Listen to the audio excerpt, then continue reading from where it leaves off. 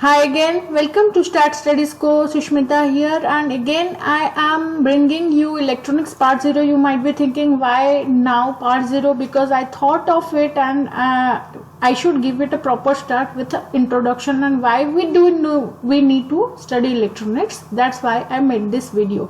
So stick around and do not forward it to the end. Let's discuss some facts about electronics which will help us to understand this part of physics better. So why study electronics? What is the need of it? Well, whatever you can see around in your daily life in this pandemic situation, also all the things these days are electronic gadgets and iPad, phone, tablet. Even I am teaching you here, I am having all kind of electronics around me.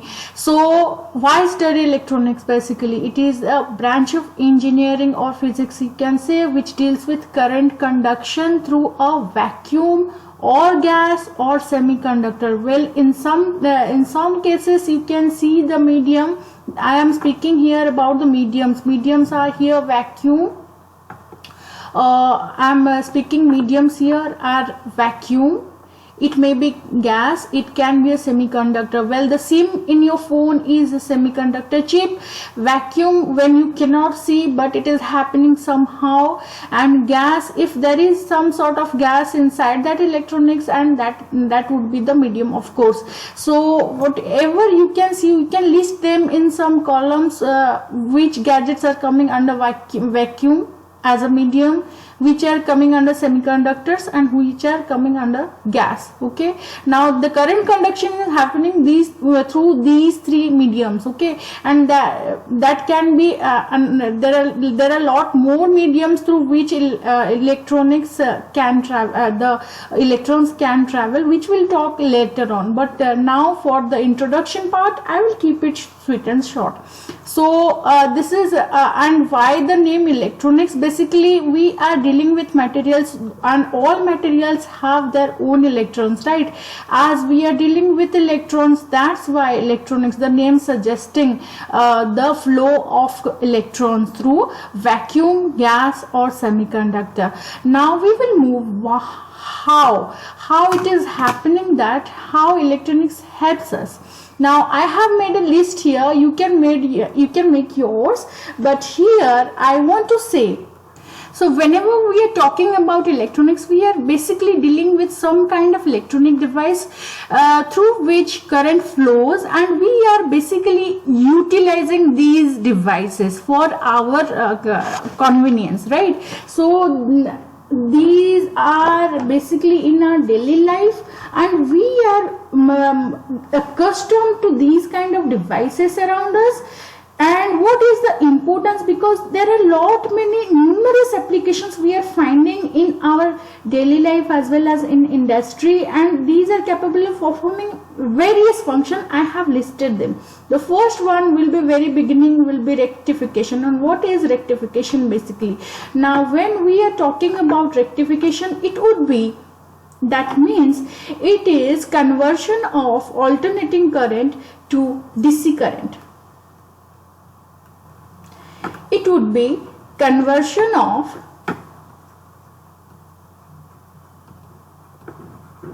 AC to DC. AC means alternating current and DC means direct current, and this is called rectification. And how the graph I will show you like this. If there is a sine curve like this, after rectification it would be only like this.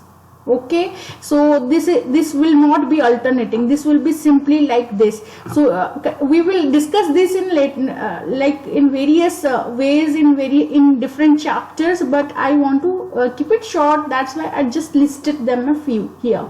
Now after rectification is basically used for used for charging storage batteries, field supply of DC generators, electroplating, and we usually electronic devices are those who convert AC to DC, and they have a very high efficiency, and that's why they are being use in rectification. Now we will go to amplification. What is the what do you mean by basically amplification? Amplification means to enhance something. And what to enhance here exactly? Maybe it is a weak signal like this, and after enhancement or amplification I will make it like this. That means I am somehow bringing up the amplitude so that I can hear it, or I can see it, or somehow I am able to recognize it in a wide variety of ways. So amplifier basically used in radio set where the weak signal is amplified so that it can be heard loudly, and amplifier used in public address system like you have seen, speaker is basically amplifier only, and you have DJs and television, you have sound boosters, all that act as amplification where the weak signal is enhanced to or amplified to range our listening or visual range, to bring to the visual range. Then we will go to the control part of it. Now electronic devices find a wide application in automatic control when we are dealing with like autopilot and all that being is done in auto mode, including vehicles these days. I do have mine also. So they automatically controlled with the help of such devices. Now in refrigerator you can see cut in, cut off. What does that mean? In geyser, in refrigerator, in fridges, you have that cut in, cut off. When the heater is fully heated, it will be cut off itself. That means there must be a sensor, a thermal sensor like that, which can control the temperature, and it will not let go beyond that temperature. So this is how electronic devices are made for control purpose, and it is a pretty good thing, right? Then we will go to generation.